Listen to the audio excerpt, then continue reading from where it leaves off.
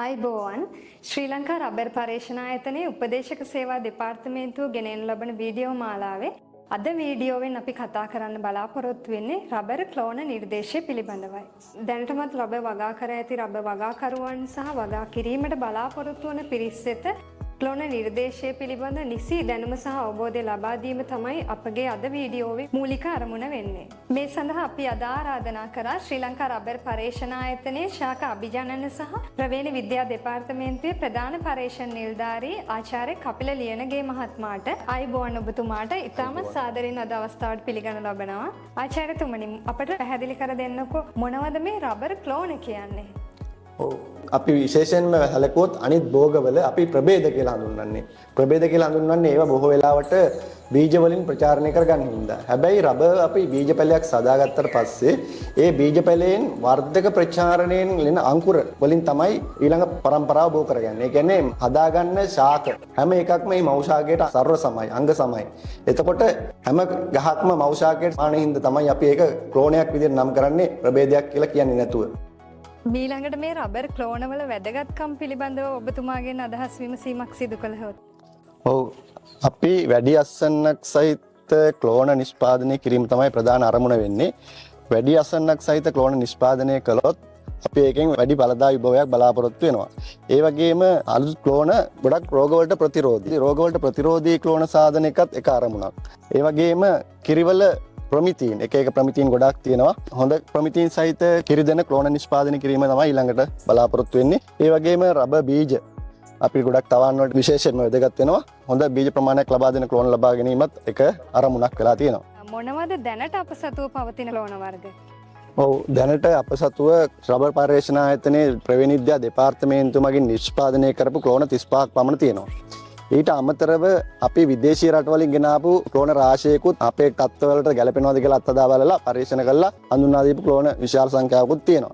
මේ සියලුම ක්ලෝන අපි විවිධ ප්‍රදේශ සඳහා ගැලපෙන ආකාරයට නිකුත් කරලා තියෙනවා. විශේෂයෙන්ම වතු හිමියන් සඳහා ක්ලෝන කාණ්ඩයකුත් කුඩා ඉඩම් හිමියන් සඳහා වෙනම කාණ්ඩයකුත් වශයෙන් තමයි ප්‍රධාන වශයෙන් වෙන් කරලා තියෙන්නේ. ඊට අමතරව උච්චත්වය අනුව පන්දුකර ප්‍රදේශ සඳහා ක්ලෝන නිර්දේශයක් සහ තවමත් නිර්දේශ කරලා නැති සාම්ප්‍රදායික රබර් වගා නොකරන ප්‍රදේශ සඳහා නිර්දේශ කරපු ක්ලෝන විදියට තමයි මේ බෙදියාම සිද්ධ කරලා තියෙන්නේ. වතු අංශය තුල එසේත් නොමැතිනම් වැවිලි සමාගම් තුල කොහොමද මේ ක්ලෝන බෙදියාම සිදු කරලා තියෙන ආකාරය? වතු අංශය සඳහා ක්ලෝන බෙදීම සිදු කරලා තියෙන්නේ අපි ප්‍රධාන කාණ්ඩ තුනක් යටතේ මේ වර්ගීකරණය සිදු කරලා තියෙනවා.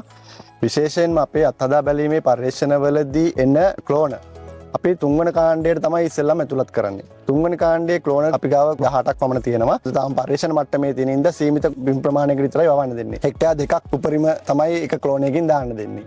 ඊළඟට දීර්ඝ කාලයක් පරීක්ෂණ කළා ක්ලෝන සුදුසුයි කියලා වටහා ගත්තට පස්සේ අපි දෙවන කාණ්ඩයට උසස් කරනවා. දෙවන කාණ්ඩයට උසස් කරාට පස්සේ දෙවන කාණ්ඩයේ ක්ලෝන 15කට ආසන්න ප්‍රමාණයක් තියෙනවා. දෙවන කාණ්ඩයේ ක්ලෝනත් අපි සීමා සහිතව තමයි නිර්දේශ කරලා තියෙන්නේ. එක ක්ලෝනයකින් 103ක ප්‍රමාණයක් විදිහට තමයි නිර්දේශ කරලා තියෙන්නේ. එතනත් අත්හදා බැලීමේ පරීක්ෂණ සිදු කරලා ඉතාමත්ම හොඳ නම් ක්ලෝනය අපි පළමුව කාණ්ඩයට උසස් කරනවා.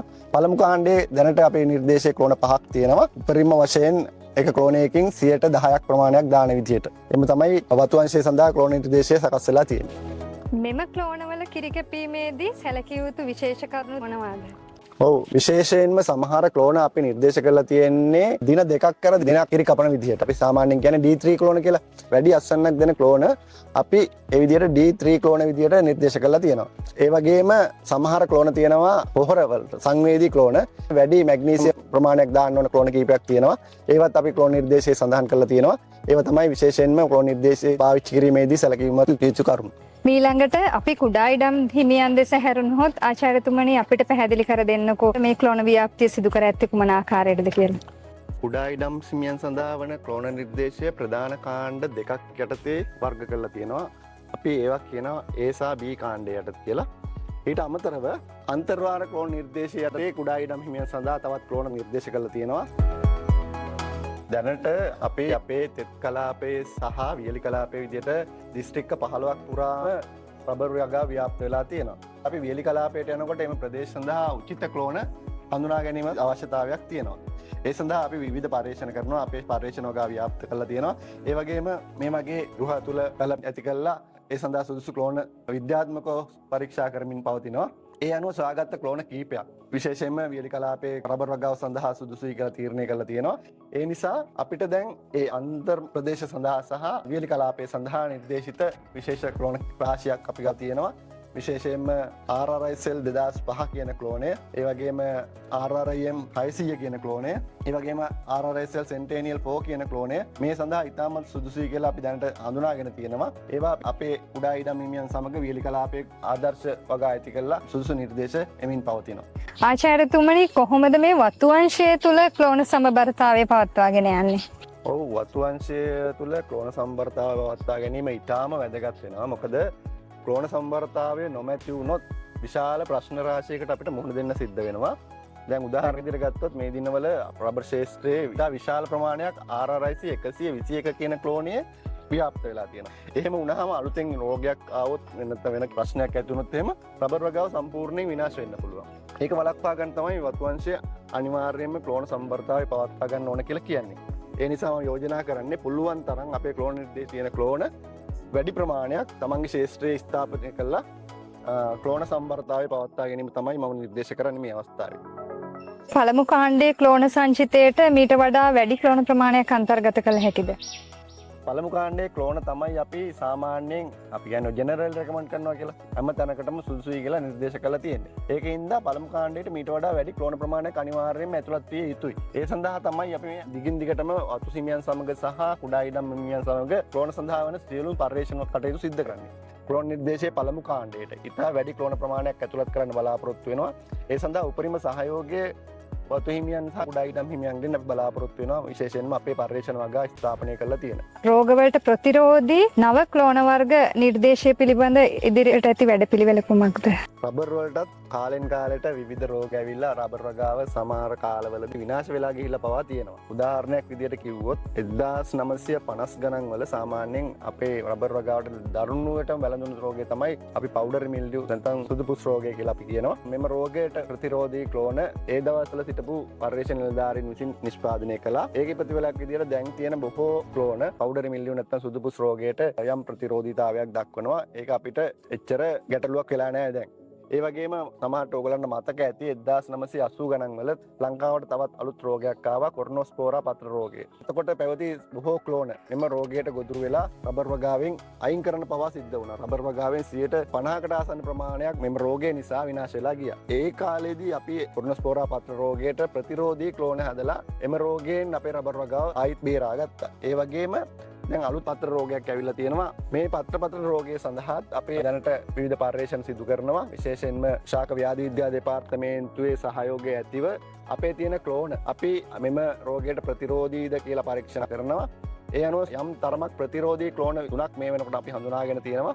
RRIC 100 කියන ක්ලෝනයත්, RRISL Centennial 4 කියන ක්ලෝනයත්, ඒ වගේම RRISL 2006 කියන ක්ලෝනයත් මෙම රෝගයට යම් තරමකට ප්‍රතිරෝධීතාවයක් දක්වනවා. ඒ වගේම අපේ තියෙන ජනක ප්ලාස්ම එකතුවක්, ඒ කියන්නේ රබර් වගාවේ මුල් ස්ථානය, ඒ කියන්නේ බ්‍රසීලයේ කැලෑ වලින් ගෙනල්ලා අපි ස්ථාපනය කරලා තියෙන එකතුවක් තියෙනවා. අපි ඒකට ජනක ප්ලාස්ම එකතුව කියලා කියනවා. මේ එකතුවේ තියෙන ක්ලෝන අලුත් පත්‍ර රෝගයට ප්‍රතිරෝධීතාවය දක්වනවාද කියලා පර්යේෂණ කරනවා. ඒ අනුව අපිට පුළුවන් බොහෝ ලෙඩ රෝගවලට ප්‍රතිරෝධී ක්ලෝන ඉතා ඉක්මනින් හොයාගන්න. ආචාර්යතුමනි, මොකද්ද මේ ක්ලෝනයක ඵලදා විභවය කියන්නේ? ඒ ළඟා කරගත හැකි ඉලක්කයක්ද? ක්ලෝනයක ඵලදායී විභවය කියලා අපි බලාපොරොත්තු වෙන්නේ ඇත්තටම මේ ක්ලෝනයෙන් අපිට ලබා ගන්න පුළුවන් උපරිම නිෂ්පාදනය. අපි ඒක අපේ ක්ලෝන නිර්දේශයේ එක එක ක්ලෝනය සඳහා වෙන වෙනම මෙම ක්ලෝනවල ඵලදායී විභවයන් දක්වලා තියෙනවා. සාමාන්‍ය උදාහරණයක් විදිහට ගත්තොත් අලුත් ක්ලෝන, විශේෂයෙන්ම අලුතෙන් නිෂ්පාදනය කරපු ක්ලෝනවල සාමාන්‍යයෙන් අපි ඵලදායී විභවය හෙක්ටාරයකට අවුරුද්දකට කිලෝග්‍රෑම් 2500 3000ක් වගේ මට්ටමක්.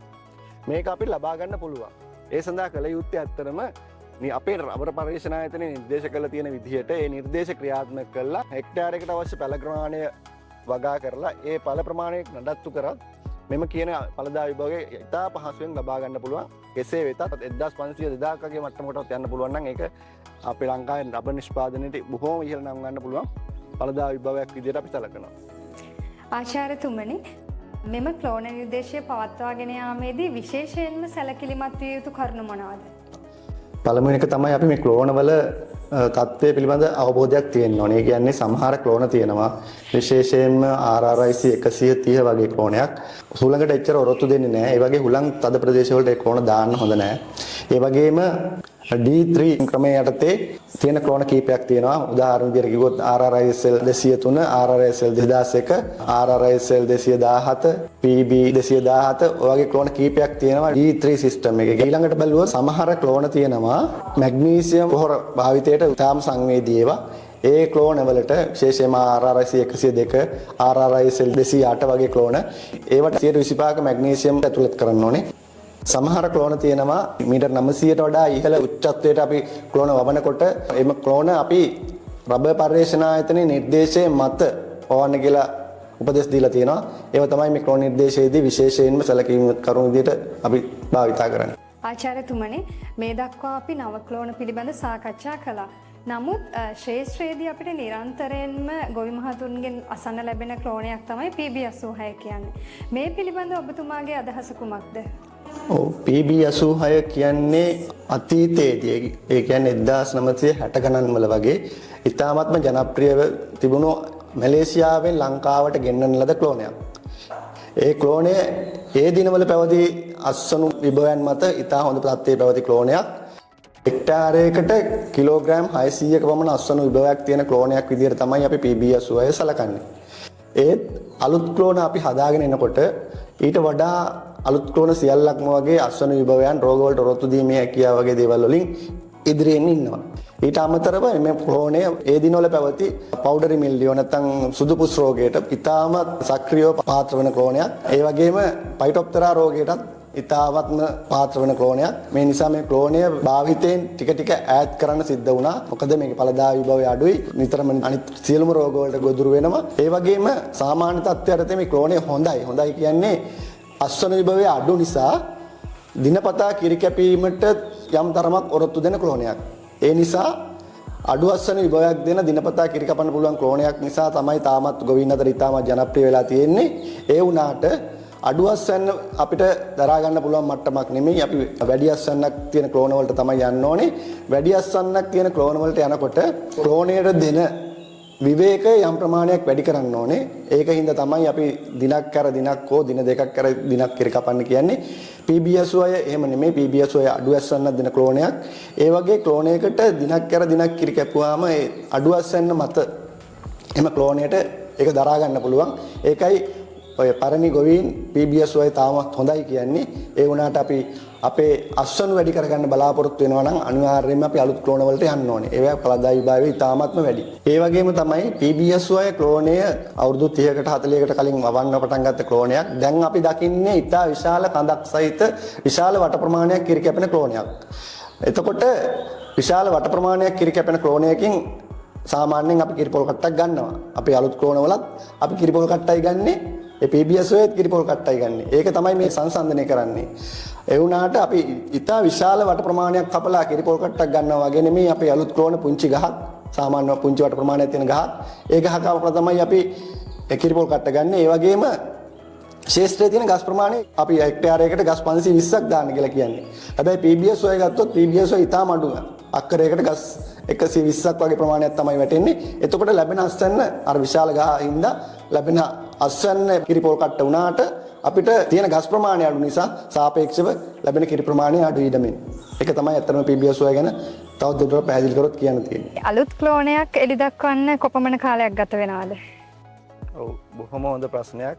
ඇත්තටම අලුත් ක්ලෝනයක් නිෂ්පාදනය කරන්න. ඒ කියන්නේ අලුත් ක්ලෝනයක් අපි එලි දක්වන්න අවුරුදු 30කට වැඩි ප්‍රමාණයක් අපි මේ ක්ලෝනය අපේ පර්යේෂණාගාරයන් තුළ විවිධ පර්යේෂණ සඳහා යොමු කරන්න ඕනේ. මුලින්ම අපි මල් පරාගණය කරලා ලබා ගන්න පැල තවහන් වල අවුරුදු 3ක් වගේ කාලයක් ගත වෙනවා.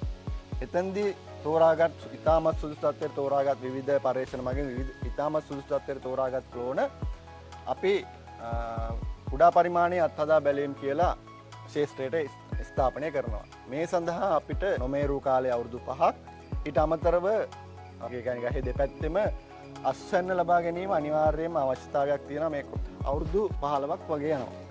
එතකොට ඒ කුඩා පරිමාණයේ අත්හදා බැලීම් වලින් ලබා ගන්න ක්ලෝන තෝරාගත් විශේෂ පැළ අපි ඊළඟට යන්න ඕනේ මහා පරිමාණයේ අත්හදා බැලීම. එහෙම කියන්නේ නැත්නම් වතු හිමියන් සමග කරන අත්හදා බැලීම් පරීක්ෂණ. කුඩා පරිමාණයේ අත්හදා බැලීම් සඳහා අවුරුදු 15ක් ගියා. දැන් මේ මහා පරිමාණයේ අත්හදා බැලීම් සඳහා අවුරුදු 15ක් ගියා. අර තවාන් වලදී අවුරුදු 3කට වගේ කාලයක් ගත වුණා. ඒ කියන්නේ සම්පූර්ණ කාලේ අවුරුදු 30ක් 35ක් අතර ප්‍රමාණයක් අලුත් ක්ලෝනයක් එලි දක්වන්න යනවා අපිට. මේ අලුත් ක්ලෝන එලි දක්වන්නත් මේක එන්නේ තුන්වන කාණ්ඩයට. ක්ලෝන නිර්දේශයේ තුන්වන කාණ්ඩයට තමයි අපි මේක ඇතුළත් කරන්නේ. තුන්වන කාණ්ඩයේ තියෙන ක්ලෝනත් අපි ඊට පස්සේ විවේක වේලි කලාපය, තෙත් කලාපය, අතරමැදි කලාපය, කඳුකර ප්‍රදේශ, ඒ වගේ හැම ප්‍රදේශයක් සඳහාම මේ ක්ලෝන අත්හදා බැලීම සිදු කරන්න යුතුයි. ඒ ප්‍රදේශ සඳහා ගැලපෙනවද කියලා. එතකොට එහෙම නිර්දේශ වුණාට පස්සේ තමයි දෙවන කාණ්ඩයට උසස් වෙන්නේ. දෙවන කාණ්ඩයේත් අපි මේක විශාල වතු හිමියන් සමග සහ කුඩා ඉඩම් හිමියන් සමග පර්යේෂණ කරලා වඩාත්ම සුදුසු ක්ලෝනේ තමයි පළමු කාණ්ඩයට එන්නේ. අවුරුදු 50කට ආසන්න ප්‍රමාණයක් අලුත් ක්ලෝනයක් පළමු කාණ්ඩයට එන්න ගත වෙනවා. ඒ කියන්නේ ඉතා විශාල කාල පරාසයක් ගත වෙන වැඩක් තමයි මේ ක්ලෝන නිර්දේශය කිරීම. හැබැයි අපි සමහර උපක්‍රම භාවිතා කරලා, ඒ කියන්නේ ප්‍රවේණ විද්‍යාත්මක ලක්ෂණ, මොලිකියුලර් කැරක්ටර්ස්, ෆිසියොලොජිකල් කැරක්ටර්ස් චෙක් කරලා අපිට ඉතා ඉක්මනින් මෙම ක්ලෝන හඳුනා ගැනීමේ හැකියාවක් තියෙනවා. එහෙම වුණාම අපිට යම් කාල පරාසයක් අඩු කරගන්න පුළුවන්. ඒත් උපරිම වශයෙන් අවුරුදු 20කට එහා පැත්ත නම් මේ අලුත් ක්ලෝනයක් නිර්දේශ කරන්න බැහැ වෙනවා. ඒක තමයි අලුත් ක්ලෝනයක් නිර්දේශ කරනකොට ඉතා වැඩි කාලයක් ගත වෙනවා. ඒකින්ද තමයි පළමු කාණ්ඩයට මේ ක්ලෝන හිමින් පැමිණෙන්නේ. අවසාන වශයෙන් ඔබතුමාට මේ රබර් ක්ෂේත්‍රයට රටට ලබා දෙන්න පුළුවන් පණිවිඩය කුමක්ද? ප්‍රවේණ විද්‍යා දෙපාර්තමේන්තුව විදිහට අපිට මේකෙදි බලාපොරොත්තු වෙන්න පුළුවන් අපි අපේ කාර්යභාරය වෙන්නේ අලුත් ක්ලෝන සෑදීම. අලුත් ක්ලෝන සාධනකොට අලුත් ක්ලෝන අර පැරණි ක්ලෝන වගේ නෙමෙයි, ගොඩාක් සංවේදී පොහොරවලට, ජලයට, කිරිකැපුම් ක්‍රමයට ඉතාමත්ම සංවේදී ක්ලෝන. නිර්දේශිත ක්‍රම හරියට පාවිච්චි කරොත් මේ සංවේදී ක්ලෝන අපිට අවශ්‍ය කරන උපරිම අස්වැන්න ලබා දෙන්න පුළුවන්. ඒ වගේම අපේ ක්ලෝන අත්හදා බැලීම් කරනකොට ඕගොල්ලන්ගේ ඉඩම් තෝරගත්තට පස්සේ අපිට අවශ්‍ය සහයෝගය ලබා දෙන්න කියන එක තමයි බලාපොරොත්තු වෙන්නේ. අපත් සමග අද දින සාකච්ඡාවට සම්බන්ධ වුණු ශ්‍රී ලංකා රබර් පර්යේෂණ ආයතනයේ ශාඛා අභිජනන සහ ප්‍රවේණ විද්‍යා දෙපාර්තමේන්තුවේ ප්‍රධාන පර්යේෂණ නිලධාරී ආචාර්ය කපිලේනගේ මහත්මයාණනි, ඔබට බොහොමත්ම ස්තුතියි අද දින අපත් සමග සම්බන්ධ වූවාට.